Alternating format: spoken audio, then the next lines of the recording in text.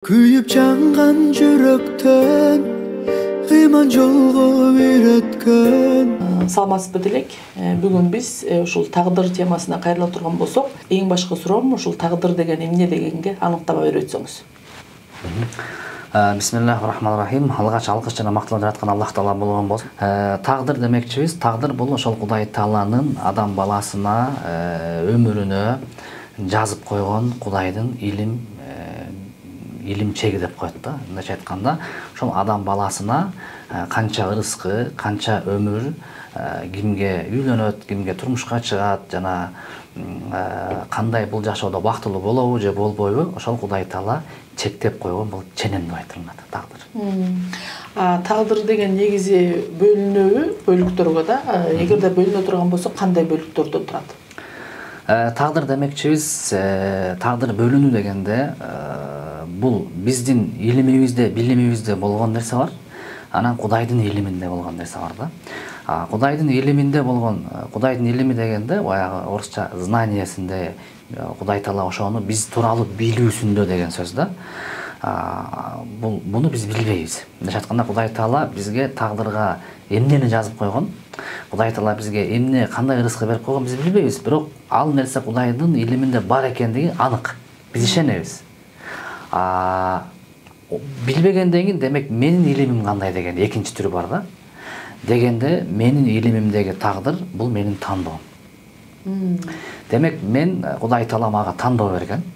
Аллах Таала Куранда дагы, көп жерде дагы, пайгамбар хадисте дагы адам баласына ыктыяр, каалоо берди деп айтылат да. Демек Кудай Таала мага же ушуну танда, же муну танда деген мага каалоо берди. Демек ушул экөөнүн бирөөсүн тандаш бул менин мойнумдагы милдет.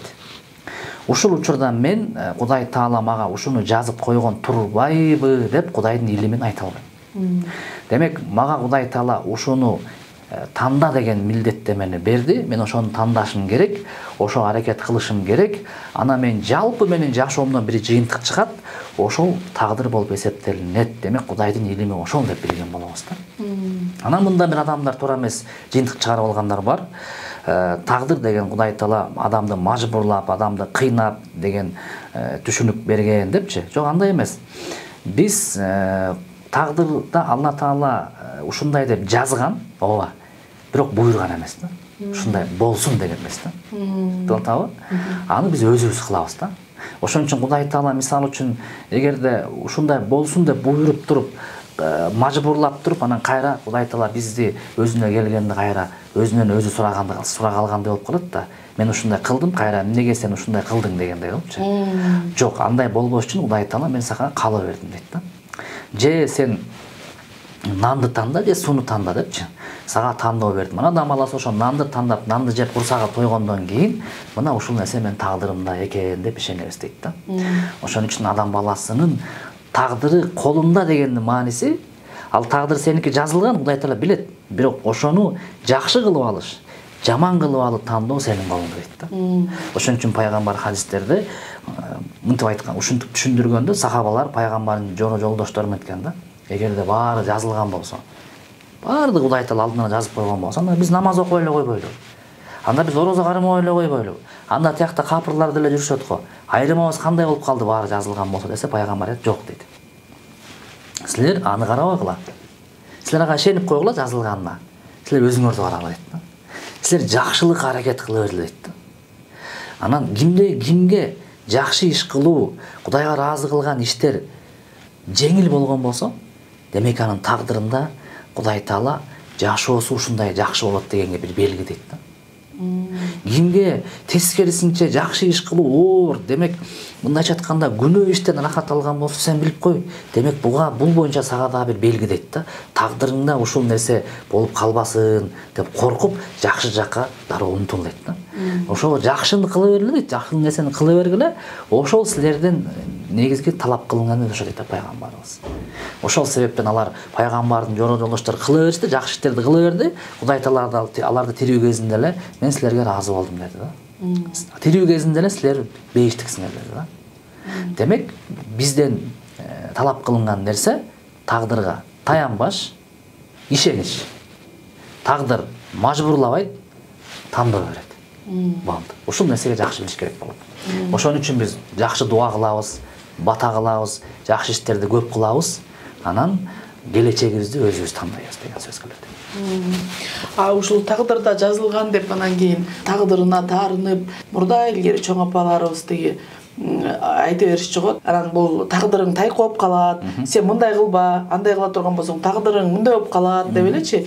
Ошондой негиздерге таянып айта турган болсок деген канчалык деңгээлде ошолдор деген адамдын кылып аткан иштери же болбосо буга чейинки жасаган кадамдары тагдырына таасир этиши мүмкүн да. Ошол апаларыбыздын илгерки адамдардын тагдырың мындай болуп калат, андай болуп калат деген сөз бул ошолорду коркутуу иретинен айтылган да. Булар ошол сенин келечегиң начар болуп калат. Сен эгерде жаман нерсени тандай берсең, жаман нерсени кыла берсең, жыйынтыгында жаман адам болуп каласың деген сөз да. Жыйынтык деген сөз тагдыр деген сөз да. Жыйынтык, мисалы үчүн могул китепти мен окуп бүткөндөн кийин бир жыйынтыкка келем да. Бул китеп мындай турбайбы депчи. Адамдын жашоосунун жыйынтыгы адам өлүп атканда билинет. Ал бактылуу болуп кеттиби бул ааламдан. Жакшы жашоо өмүр сүрдү, жаман өмүр сүрдү, жыйынтыгында билинет дейт да. Демек жыйынтыгында ага чекит коюлат. Тагдыры жакшы болуптур. Тагдыр начар болуптур деп. Апаларыбыз сен анын сөзүнүн философиясы жакшы нерсени кыла бер, жакшы нерсени танда деген сөз болчу. Эгер сен жаман нерсени тандап, жаман нерсени кылып, жаман ойлой берсең, тагдырың тайкы болуп калат дегенин өмүрүңдүн акыры жыйынтыгында жаман адам болуп чыгасың деген сөз да. Демек жакшыны танда деген нерсе болуп калат да. Кээ бир адамдар бар, мен тагдырым ушундай экен, өзгөртө албайм деген сөз, ал туура эмес иштелип атат да, орду. Ал кандай? Тандоо экиге бөлүнөт да. Адамдын тандоосу канчага бөлүнөт экен? Экиге бөлүнөт. Биринчиси сен такыр тандай албай турган нерсе бар. Такыр тандай албай турган. Экинчиси сен тандай турган нерсе бар. Тандай албай турган нерсе сен Кыргызстанда төрөлүп калганың.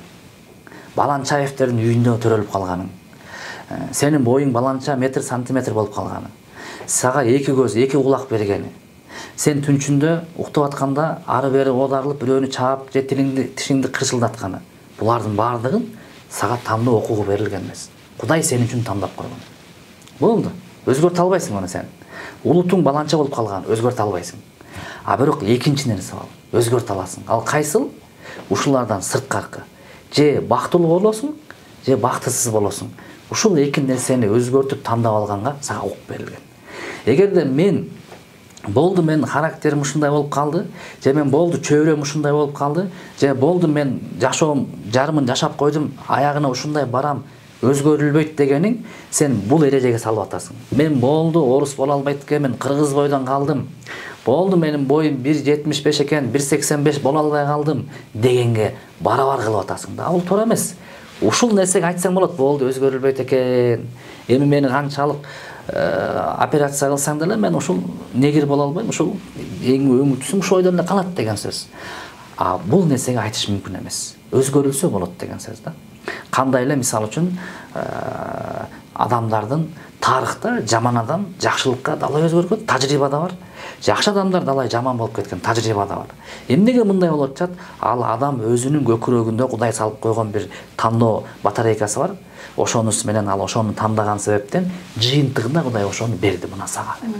Ошон үчүн биз тагдырды көп адамдар мажбур, буйрук дебестен билип гана кой, тандоо берди деп түшүнгөнүбүз жакшы болот дейт. Тагдыр азали дейт. Тагдыр азали деген эмне? Эзелке. Эзелтеден Кудай Таала ошол сен боюнча маалыматы, билими бар болчу деген сөз. Анан тагдыр ошол эненин курсагында дегени бул пайгамбардын хадисинен алынган. Алла пайгамбар хадисте айтат, адам баласы энесинин курсагында жатканда алгач ушундай процесстерден өтөт дагы, качан бир түргө келгенде, баланын түсүнө келгенде периште жөнөтүлөт дагы, курсакка жөнөтүлөт, эненин курсагына, анан ага канча ызкы жейт жазат дейт эненин курсагында эле. Анан канча жыл жашайт жазып коет дейт. Анан ал бактылуу болобу же бактысыз болобу аны дагы жазып койгон болот дейт да. Эненин курсагында жатканда эле дейт да. Анан адам төрөлгөндө ошол чийме менен кетет дейт. Анан буну кандай түшүнөбүз дей турган болсок, муну биз адамдын өзүнөн сурайбыз. Сен энеңдин апаңдын курсагына жатканда ошол периштенин ушинтип жазып атканын окудуң беле дейбиз? Жок. Уктуң беле? Жок. Адам баласы билбеген нерсесине таянбайт да. Мен мисалы үчүн чоң бир нерсе самолет айдаганды билбейм. Бирок самолет айдаганды билем деп таянсам болбойт. Билбеген нерсемди билбейм дешим керек. А мен эмнеге таяна алам? Мен унаа айдаганды билем, ошого таянам, айдашым керек деп. Ошол себептен мага ушинтип жазып койгон энемдин курсагында эле деп чуркап барып бирөөнүн башына чапсам, же мен энемдин курсагында жазып турганда эле жазып койгон деп бирөөнү таш менен алып башын жарсам, мен үчүн бул күнөө болот. Кудай мындан менден сурак алат. Мен бир адамга залакат келтирген болот. Менен бул мен тагдырым турбайбы деп айта албайм. Эмнеге? Анткени сен билбейсиң да эмне жазылганын дейт да. Ошол себептен мунун баардыгы сен мунун жыйынтыгы качан жардам берип атат? Качан мен жакшы нерсенин баарын тандап бүтүп туруп аркамды карасам, ушунчалык жашап коюп турмун, ушундай жаман иштер кылып алыптырмын, жакшы иштер кылып алыптырмын, эми булар жазылган экен деш үчүн билип кой дейт да. Болду ошол эле дейт. Эми мотивация бар эми ушунун баары ушинтип калыптыр десе, мотивация бар дейт. Кандай?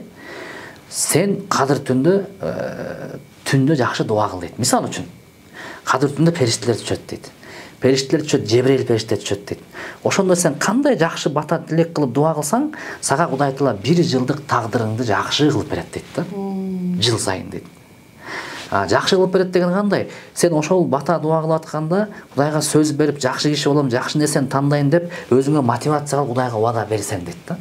Ошого Кудай Таала сага 1 жылдыгын жазып берет дейт. Ошого сен ошону жакшысын тандап аракет кыл. Жада калса ошо кадыр түндө дагы сен ушундай келечекте жакшы адам болом деген мотивациялуу аракетти бол дейт да.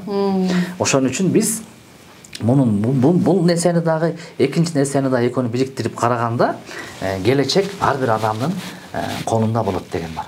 Ошон үчүн бир адамга мисалы үчүн капыр адам болсо, сен капырсың, сен Кудайга ишенбейсиң деп айтканга акың жок дейт да.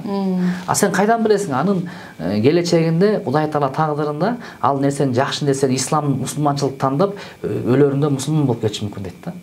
А бир адам эгерде намаз окуп ушундай такыбачылык болуп жүргөн болсо, ал адам өзүн бейиштик деп эсептебесин дейт да.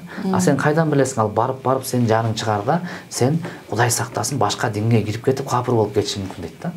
Ошон үчүн сен азыркы учуруңда күнүмдүк тагдыр дегенибиздин мааниси күнүмдүк нерсеңди жакшылыкка тандай бер дейт да. Күнүмдүк ар бир саатта сен жакшылыкка оңолууну тандай бер дейт. Демек тандоо биздин сөздүн башында айтайын, биздин билимибизде тандоо тагдыр, Алланын илиминде эзелки Алла билип койгон тагдыр да. Анан ошол биздин тагдырыбыз эгерде бактылуу болуш, бактысыз болуш, баардыгы тең биздин тагдырыбызга жазыла турган болсо, анын баардыгын Алла Таала эзелтен билген болсо, адамдарда суроо болушу мүмкүн да, анда эмне үчүн кереги бар, анан ошентип эле жашай бербейлиби деп суроо тула турган болсо, анда эмне деп жооп беребиз? Биз мындай деп жооп беребиз. Сен биринчи Кудайды тааны дейбиз. Кудайды тааныгандай сен ушундай тааны, Кудай Таала абсолюттуу деңгээлде кемчилиги жок деп тааны. Ошолордун арасында сени жараттыбы Кудай Таала? Мисалы үчүн, мына бар телефон. Телефонду заводдон чыгарды бирөөлөр. Телефонду булар мен жакшы билеми бул телефонду? Же заводдон чыгарган адам жакшы билеби? Заводдон чыгарган адам жакшы билет. Бүт кырчыкырына чейин. Демек сен ушу телефонду жасаган адамды тааны дейт. Бул адам телефонду баардык жагын жакшы билет деп дейт. Эми сени ким жаратты? Кудай. Кудайды тааны дейт. Сен тууралуу Кудайдын информация 100% бар деп бил дейт да. Бүттү. Муну бияка коюп кой. Кудайга тийишпеш керек. Кудай сен үчүн эзелтеден сен эмне кыласың, эмне болоруңду билет. Болду. Эми баарын билгенден кийин сени робот кылып койгон жок дейт да. Ушуну кыл, ушуну кылба деп койгон жок дейт. Барып бир нерсе кылган жок дейт. Сени адам кылды дейт да. Адам кылып туруп сага Куран жөнөттү дейт. Айтты дейт, ey адам баласы, сенин инструкцияң мына деп айтты дейт да. Сенин инструкцияң эрде мондай кылсаң сен бузуласың, мындай кылсаң сен оңолосуң дейт да. Эгерде сен дейт, мен баары жазылган турбайбы, мен робот турбаймынбы, демек мен каалаганымды кыла бербейминби дей турган болсоң дейт. Мындай мисал келтирейин да. Адам телевизор көрөт, телевизор. Телевизорда эмне бар? Пульт бар. Телевизорда илгерки мисалга салсам, КТР, ОРТ, РТР 3 эле канал көрсө элек го. Же 3-чү каналды алып салалы. КТР менен ОРТ дегенди көрсө элек го, 2 канал. Ушу бир канал жакшы, бир канал жаман да. Каналды мен көргөзөм дейт Кудай Таала. телевизорду сага мен көргөзөм дейт. Бүт баары мен көргөзөм дейт. Болгону сенин колуңда пульт бердим дейт да, пульт. Пульт сенин колуңда дейт. Кааласаң биринчи каналды бас дейт. Кааласаң экинчи каналды бас дейт да. Ушул мен билем дейт, сен келечекте эмне кайсыны тандаарыңды билем дейт. Бирок мен сага пультты берип атпаймын дейт да. Мен билем, мен заранее билем сен эмнени жактырарыңды билем. Бирок мен ушундай затмын дейт. Сени жөн жерден кыйнабай, жөн жерден сени сыйлагым келбейт. Мен сени өзүң бир нерсе кылгы дегенди каалап атам дейт да. Ошон үчүн пультту мына сага колуңа бердим. Анан КТРди тандайм десең бас деп айтам дейт. Анан сен басасың дейт да. Анан КТР чыгат дейт. КТРди мен көргөздүм. Көзү да мен көргөздүм. Бирок сен эмне кылдың? Бастың дейт да. ОРТни тандайм десең, макул деп коем дейт. ОРТни басасың, ОРТ чыгат дейт да. ОРТни мен көргөздүм дейт. Бардыгы мен кылдым, бирок сен эмне кылдың? Бастың дейт. Эми дейт, сен өлгөндө, кабырга түшкөндө пульт менен келесиң мага дейт да. Анан мен сенден телевизорду сурабайм дейт. Эмнеге көрдүң? Эмнеге КТР чыкты? Эмнеге ОРТ чыкты деп анын баарын мен кылгам дейт. Мен сенден аны сурабайм дейт. Анын баары менден болду дейт. Мен сенден эмнеге ОРТни бастың деп сурайм дейт да. Мен сага КТР деген жаныңдагы бир каналды коюп койбодум беле. Анан сен такыр түшүнбөй атсаң, Куран деген инструкциясы бар болчу. Пульт менен телевизордун ар жагына коробкада барсаң, инструкция бар болчу ак барактарда. Окуп көрбөйт белең ошону. Окуй албайм десең, пайгамбардан өтпөдүңбү? Жанагындай техникин чакырсаң, ал сага окуп бермек да, түшүндүрүп бермек. Анан сен ошол пультту батарейкасы өчүп кала берет. Ал сенин ыйманың. Батарейкасын салып тур, ыйманыңды жаңылап тур дебедим беле. Мен сенден сураган жокмун, телевизорду, канал-пана алым бар, оор сен үчүн, ал тагдыр деген сөз да. Анын баары мен кылып атам. Бирок ага киришпей эле кой. Мен сага ушул пульт деле сурайм дейт да, болду дейт. Ошон үчүн бул жанагы адам баарын анда мен өзүм каалаганды кыла бербеймби деген сөз. Анда мен каалаганымды баса берейин деген сөз да. Итак эле телевизор көрөт турбаймынбы депчи. Биз сенден телевизор сураган жокпуз деп айтабыз. Баары болот, итак эле болот сураган жокпуз деп айтабыз. Сен өзүңдү кара дейт. Сен Кудайды караба. Баарын кыла берет турбай, баарын билбей тур деп өзүн унутуп калып Кудайды шылтай берет да. Жок. Сен бул учурда Кудайды бияка унут деп айтпайбыз эми. Кудай тууралуу түшүнүңдү кое тур дагы өзүңдүн түшүнүгүңдү элдейсиң. Сен азыркы учурда, азыркы моментте сенден эмне талап кылынат? Сен азыр эмне кыла аласың азыр? Так, азыр мен бай эмесмин. Так. Чөнтөгүмдө 100 сом бар. Барбы? Бар. Эшке чык дагы 100 сомго сүт ал дагы баласын эмизип отурган көчөдөгү аялга алып берип кой. Мына. Жакшыны бастыңбы? Бастың. Курсагын тойгузду? Тойгузду. Мына. Кудай таала көрсө сага ошону кылат деп жазган турбайбы? Деп ишенсең ишенип кой. Ишенбесең аны жылдыра тур. Только өзүң деле карап кыла бер. Бирок кайсы бир деңгээлде сага оор болуп кетсе, эми Кудай мунун баарын билген деп кой бер дейт. Бирок ал нерсени билген деп туруп барып анан кылба дейт да. Түшүнүп атасызбы? Тагдыр ушундай бир тонкий нерсе да. Ошон үчүн кайсыл бир адам ушундай кылган турбаймынбы, демек мен өзүм каалаганды кыла берет турбаймынбы десе, бул менин колумда пульт жок. Кайсы кинону көргөзсөңөр көрө берем деген сөз да.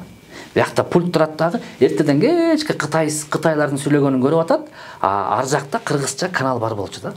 Болбосо ар жагында ОРТ бар болчу.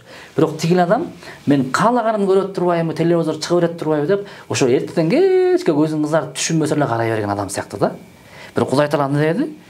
Турат биякта деди. Сен аны эмнеге ал берилсе эле кылып атасың? Сен алып тур басып койбойт белең дейт да. Ана мен сени пультту колдонсоң деле, колдонбосоң деле Мирзе баргана сурайм дейт. Сенде бар болчу да пульт. Дейт. Эмнеге аны колдонгон жоксуң? Эмнеге туура эмес колдондуң? Эмнеге туура колдондуң? Деген ошондон дейт да. Анткени аны басуу сен тараптан болчу, көргөзүү мен тараптан болчу. Мен өзүмдү өзүм сурабайм дейт көргөзүүнү. Басууну гана сурайм болду дейт да. Ошол экен.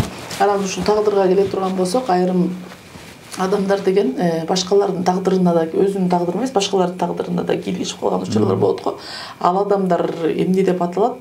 Жана ошол адамдардын артынан ээрчүүгө жана аларга ишенүүгө болобу? Башкалардын тагдырына киригишүү көз ачыктар айтып атасызбы? Бул мындай да. Негизи динибизде көз ачыктарга барып, аларга кайрылуу, алардан кеңеш суроо тыюу салынган. Эмнеге дегенде бул өтө чоң күнөө болуп эсептелет. Эмнеге күнөө? Анткени бизде ушундай динибизде ыйманга болгон түшүнүк бар, келечекти бир гана Кудай билет. Жада калса келечекти пайгамбар билбейт. Келечекти периштелер дагы билбейт. Бир гана Кудай таала билет. Эмнеге билет деп атабыз? Анткени Кудайда билим сыфаты бар. Ал сыпат бир гана Кудайда. Болду. Кудайдын сыпаты периштелерде жок, билим деген. Ал эме алар билбейт деген сөз да. Эми сен Кудайга ишенип мусулман болдуңбу? Болду, сен келечекти бир гана Кудай билет дегенде болуш керек. Эми бирөө келип сурашы мүмкүн. Туура айттыңыз, бирок мен баланча деген көз ачыкка баргам өткөндө дейт. Анан барган айтпадыбы? Сен деген баланча жерде төрөлүп турсуң. Түкүнчө маршруткада кетип барат, уктап калып, телефонуң түшүп калып, урдатып ийген турбайсыңбы? Ооба, урдаткам. Сен баланча деген туугандарың менен сени жаман көрөт турбайбы? Ооба. Демек 100% айтып салды дейт да. Келечегимди. Бул жагы кандай болуп калды дейт. Биз сурайбыз. Өткөн чакта айтып салды деген сөз да. Биз сурайбыз. Келечегиңди айттыбы дейбиз. Эми келечегимди болжол менен айтты деп жооп берет көбү. Кандай? Мен мындай болосуң деп койдум, мага жакты депчи. Эми ушуну анализдейбиз. Өткөн чагын көз ачыктар 100% айтып берет. Келечегин 60-70% айтат. Муну кандай түшүнөбүз? Сыйкырчылар адатта жин шайтандар менен жашат. Жин деп айталычы, жиндер булар деген бизге адам баласына окшогон бир тайпа. Алардын кыргызы бар, казагы бар, өзбөгү бар, мусулманы бар, капырлары бар.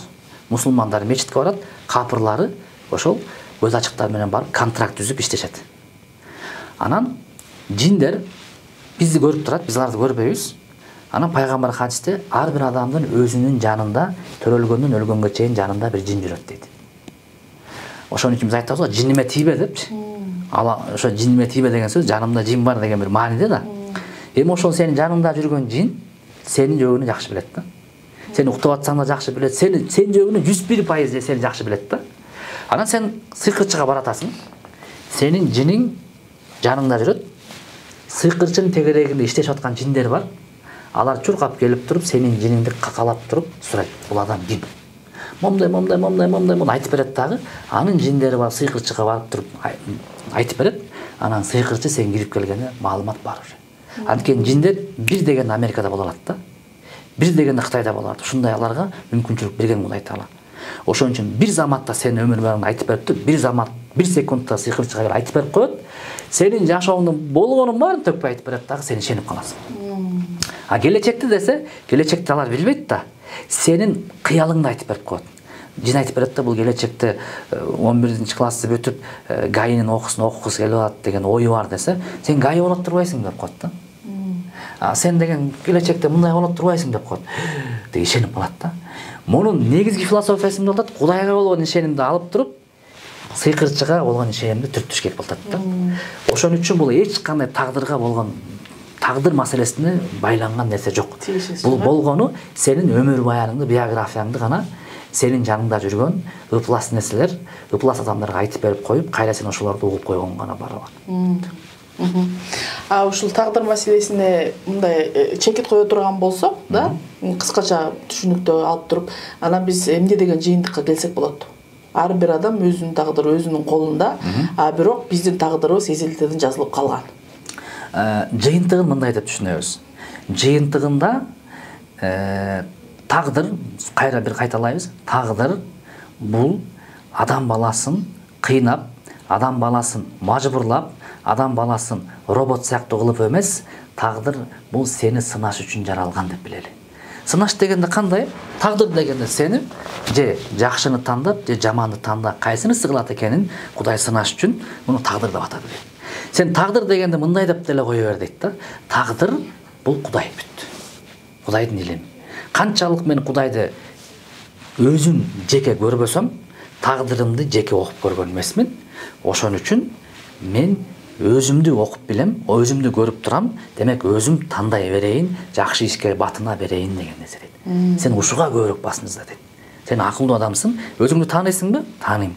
Өзүңдү сезимиңди билесиңби? Билем. Кайсы жакшы, кайсы жаман экенин билесиң? Билем. Ушуну кыла бер. Кудайды сен затын көргөн эмессиң да. Демек Кудайдын илимин дагы сен билбейсиң деген сөз, ага батынма деп айтабыз. Бирок сен качан бир кыйынчылыкка дуушар болуп калган учуруңда жакшы тандап келип бир кандай кыйынчылыктар, бирөөнүн баласы чарчап калды, бирөө инвалид болуп калды.